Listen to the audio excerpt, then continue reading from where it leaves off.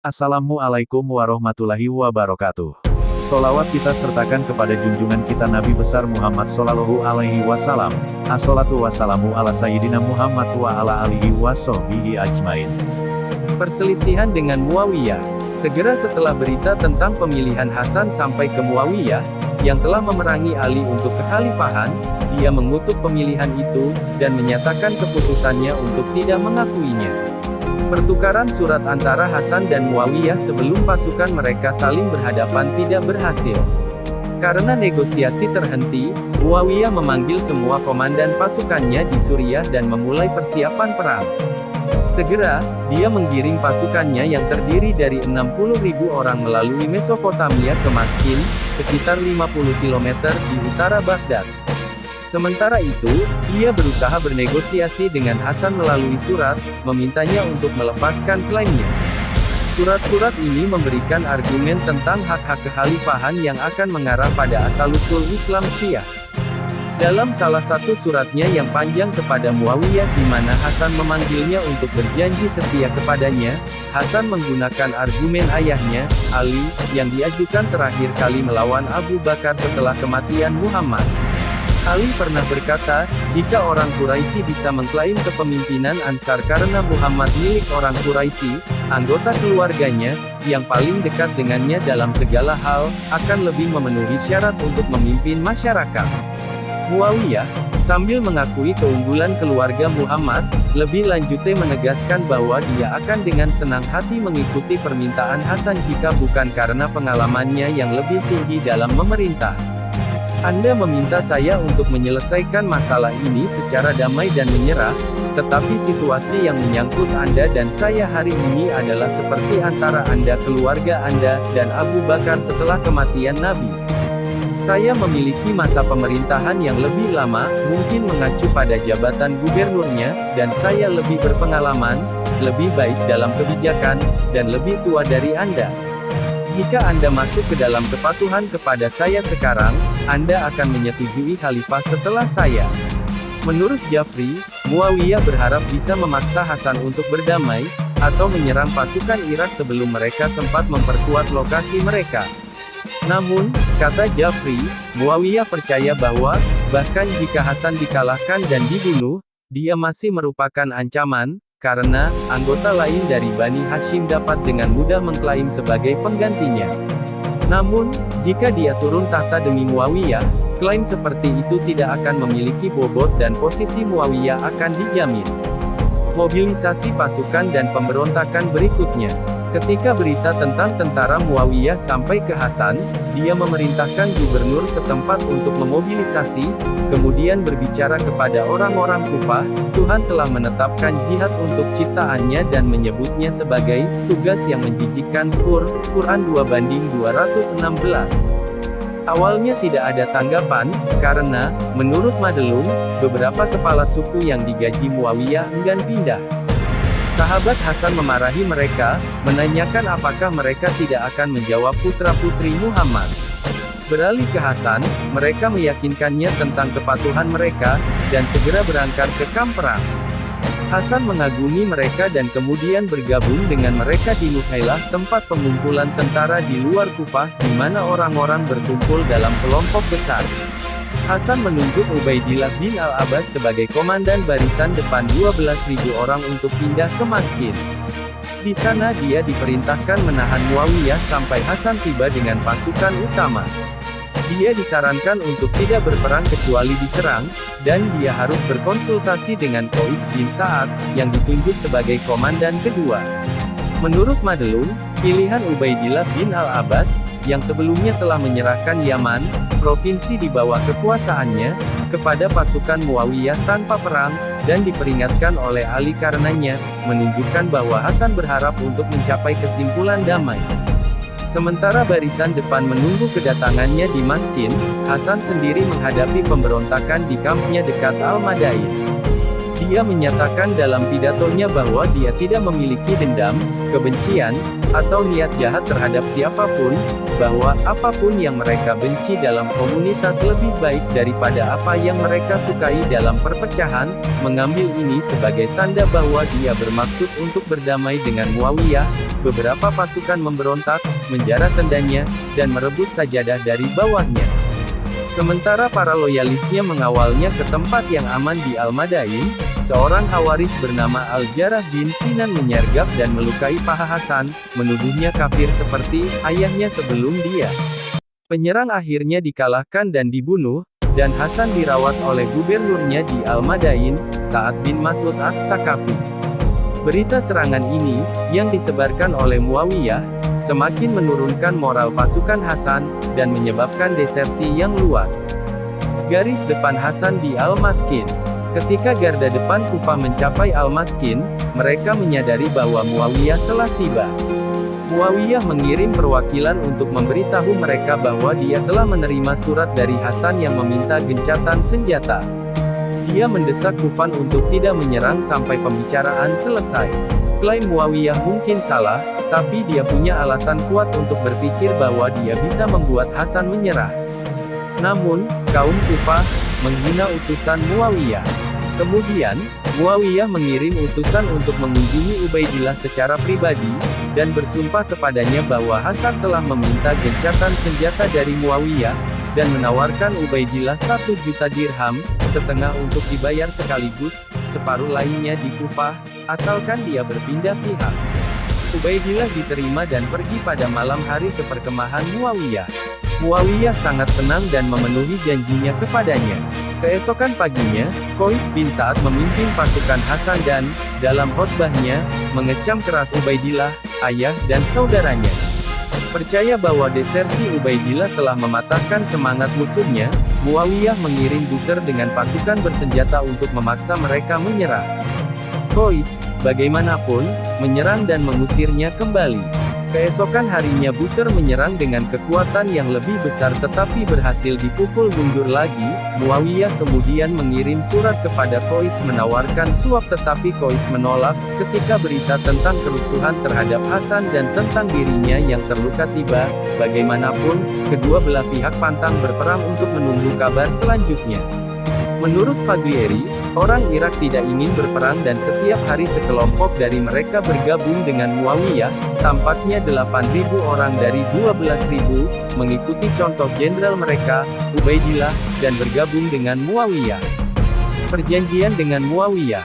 Muawiyah, yang telah memulai negosiasi dengan Hasan, sekarang mengirim utusan tingkat tinggi, memohon untuk menyelamatkan darah komunitas Muhammad, dengan sebuah perjanjian damai di mana Hasan akan menjadi khalifah setelah Muawiyah dan dia akan diberikan apapun. Dia berharap, Hasan menerima tawaran tersebut pada prinsipnya dan mengirim Amr bin Salimah al-Hamdani al-Arhabi dan saudara iparnya sendiri Muhammad bin al-Ashadz al-Kindi kembali ke Muawiyah sebagai negosiatornya, bersama dengan utusan Muawiyah. Muawiyah kemudian menulis surat yang mengatakan bahwa dia berdamai dengan Hasan, yang akan menjadi khalifah setelah dia. Dia bersumpah bahwa dia tidak akan berusaha untuk menyakitinya, dan bahwa dia akan memberinya 1 juta dirham dari perbendaharaan, Baitul Mal, setiap tahun, bersama dengan pajak tanah Fasa dan Darabjar, yang akan ditagih oleh Hasan kepada agen pajaknya sendiri. Surat tersebut disaksikan oleh keempat utusan tersebut dan bertanggal Agustus tahun 661.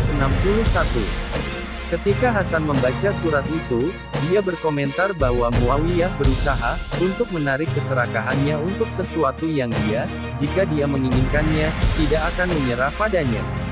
Kemudian dia mengirim keponakan Muawiyah, Abdullah bin Al-Harits, kepada Muawiyah, memerintahkan dia, pergilah ke pamanmu dan katakan padanya, jika Anda memberikan keselamatan kepada orang-orang saya akan berjanji setia kepada Anda.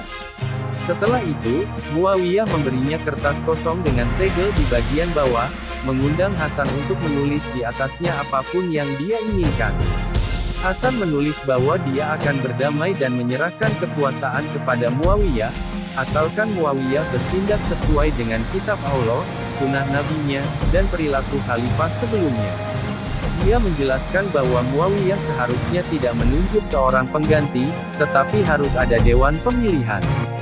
Dan orang-orang akan aman dimanapun mereka berada. Surat itu disaksikan oleh Abdullah ibn Harits dan Amr bin Salimah dan ditransfer oleh mereka ke Muawiyah untuk mengetahui isinya dan mengkonfirmasinya. Setelah menyelesaikan perjanjian, Hasan kembali ke Kufah, tempat Qais bergabung dengannya. Menurut Jafri, kondisi pengunduran diri Hasan itu diberitakan di sumber-sumber tidak hanya dengan variasi yang besar, tetapi juga ambigu dan membingungkan. Sejarawan seperti Yaqubi dan Al-Masudi tidak menyebutkan syarat-syarat perjanjian sama sekali. Tabari menyebutkan 4 syarat sebagai berikut: Hasan akan menyimpan 5 juta dirham kemudian di perbendaharaan Kufah, dia akan diizinkan untuk memperoleh pendapatan tahunan dari distrik Persia Darabjar, ayahnya, Ali, tidak akan dikutuk, dan bahwa teman dan pengikut Ali harus diberi amnesti.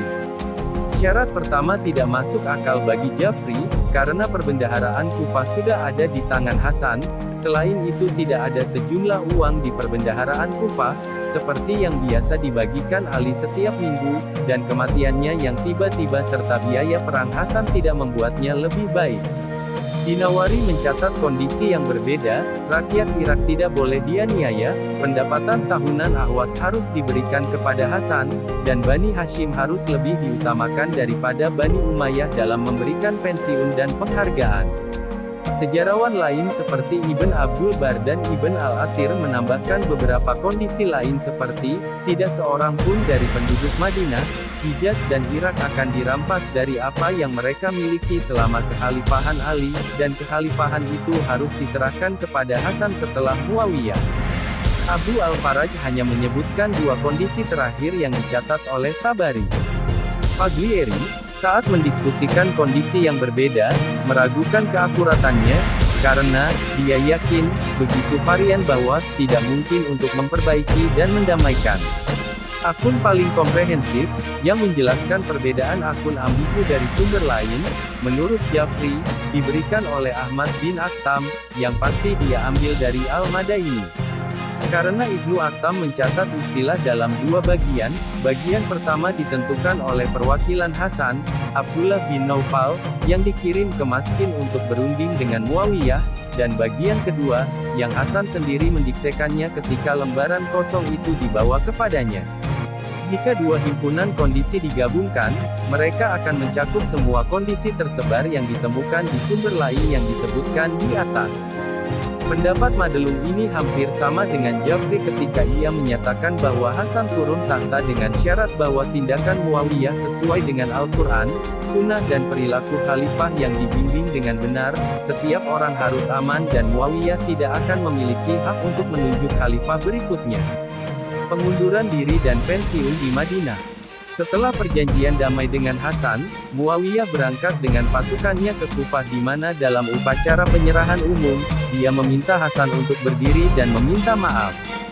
Setelah bantahan pertama, Hasan bangkit dan mengingatkan orang-orang bahwa dia dan Husain adalah satu-satunya cucu Muhammad, dan bahwa dia telah menyerahkan kekuasaan kepada Muawiyah, demi kepentingan terbaik masyarakat. Hasan menyatakan, "Hai manusia, sesungguhnya Allah yang memimpin kalian oleh kami yang pertama dan siapa yang telah menyelamatkanmu dari pertumpahan darah oleh yang terakhir dari kami.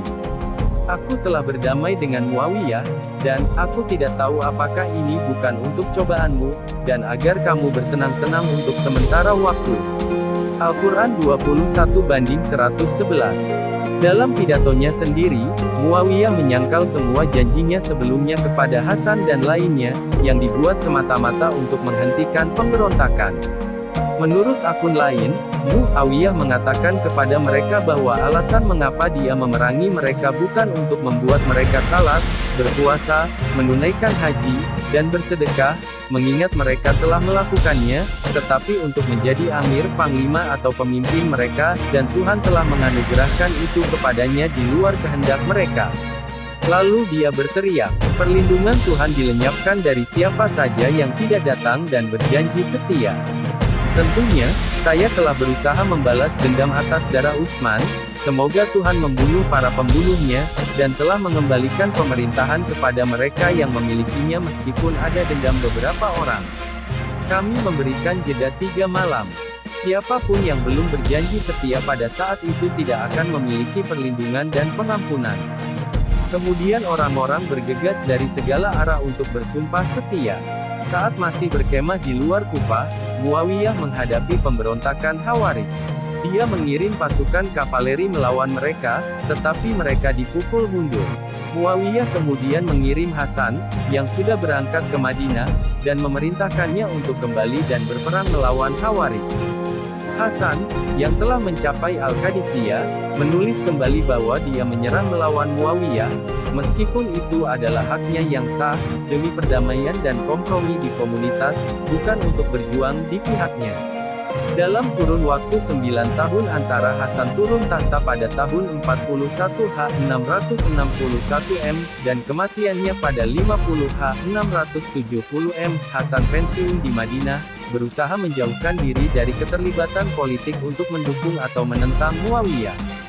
Meskipun demikian, bagaimanapun, ia dianggap sebagai kepala rumah tangga Muhammad, oleh Bani Hashim sendiri dan pendukung Ali, yang menggantungkan harapan mereka pada suksesi terakhirnya menjadi Muawiyah. Kadang-kadang, orang-orang Syiah, kebanyakan dari Kufah, pergi ke Hasan dalam kelompok-kelompok kecil, dan memintanya untuk menjadi pemimpin mereka, sebuah permintaan yang ditolaknya untuk ditanggapi, karena dia telah menandatangani perjanjian damai dengan Muawiyah. Madelung telah mengutip Al-Baladuri, mengatakan bahwa Hasan, atas dasar perjanjian damai dengan Muawiyah, mengirim pemungut pajaknya ke Fasa dan Darabjar. Namun Khalifah telah menginstruksikan Abdullah bin Amir, sekarang gubernur Basra, untuk menghasut Basra untuk memprotes bahwa uang ini milik mereka dengan hak penaklukan mereka, dan mereka mengusir pemungut pajak Hasan dari kedua provinsi. Menurut Madelung, bagaimanapun, bahwa Hasan akan mengirim pemungut pajak dari Medina ke Iran, setelah baru saja menyatakan bahwa dia tidak akan bergabung dengan Muawiyah dalam memerangi Khawarij, sama sekali tidak masuk akal. Ketika Muawiyah mengetahui bahwa Hasan tidak akan membantu pemerintahannya, hubungan di antara mereka menjadi lebih buruk. Hasan meninggal pada tanggal 5 Rabiul Awal 50 Hijriah, tanggal 2 April tahun 670 Masehi. Beberapa sumber awal melaporkan bahwa ia diracun oleh istrinya, Jadah binti Al-Ashats. Menurut Faglieri, Hasan meninggal karena penyakit jangka panjang, atau karena keracunan. Muawiyah dikatakan telah menyerahkannya dengan janji sejumlah besar uang, serta janji pernikahannya dengan Yazid. Al-Tabari bagaimanapun tidak melaporkan hal ini, yang membuat Madelung percaya bahwa Al-Tabari menekannya karena kepedulian terhadap kepercayaan orang-orang biasa. Hasan dikatakan menolak memberitahu saudaranya Husain nama tersangkanya, karena takut bahwa orang yang salah akan dibunuh sebagai pembalasan. Ia berusia 38 tahun ketika dia menyerahkan kekuasaan kepada Muawiyah, yang saat itu berusia 58 tahun. Perbedaan usia ini, menurut Jafri, menunjukkan kendala serius bagi Muawiyah yang ingin mencalonkan putranya, Yazid, sebagai ahli warisnya. Ini tidak mungkin, tulis Jafri, karena syarat-syarat yang digunakan Hasan untuk turun tahta kepada Muawiyah, dan mengingat perbedaan usia yang sangat jauh, Muawiyah tidak akan menyangka Hasan akan mati secara alami sebelum dia. Oleh karena itu, menurut Jafri, serta Madelung dan Momen, Muawiyah tentu saja akan dicurigai terlibat dalam pembunuhan yang menghilangkan hambatan suksesi putranya Yazid. Pemakaman jenazah Hasan di dekat jenazah Muhammad, adalah masalah lain yang bisa menyebabkan pertumpahan darah. Hasan telah memerintahkan saudara-saudaranya untuk menguburkannya di dekat kakeknya, tetapi jika mereka takut akan kejahatan, maka mereka harus menguburkannya di pemakaman Baqi. Gubernur Umayyah, Said bin Al-Ash, tidak ikut campur, tetapi Marwan bersumpah bahwa dia tidak akan mengizinkan Hasan dimakamkan di dekat Nabi Muhammad bersama Abu Bakar dan Umar, sementara Utsman dimakamkan di pemakaman Al-Baqi. Bani Hashim dan Bani Umayyah berada di ambang perkelahian, dengan pendukung mereka mengacungkan senjata mereka. Pada titik ini, Abu Hurairah, yang berada di pihak Bani Hashim, Meskipun sebelumnya telah melayani Muawiyah dalam misi untuk meminta penyerahan para pembunuh Utsman, mencoba berunding dengan Marwan, menceritakan bagaimana Muhammad sangat menghormati Hasan dan Husain. Namun demikian, Marwan, yang merupakan sepupu Utsman, tidak yakin, tetapi Aisyah, sambil duduk di atas bagal memutuskan untuk tidak mengizinkan Hasan dimakamkan di dekat kakeknya, dan berkata tempat pemakaman adalah bagian dari properti yang dia tinggali. Abdullah bin Abbas mengutuk Aisyah dengan mengatakan, kejahatan apa yang kamu lakukan, 1 hari pada bagal dan 1 hari pada unta. Mengacu pada dia duduk di atas unta dalam perang melawan ayah Hasan di pertempuran Jamal, penolakannya untuk mengizinkan Hasan dimakamkan di sebelah kakeknya, meskipun mengizinkan ayahnya, Abu Bakar, dan Umar akan dimakamkan di sana, menyinggung pendukung Ali.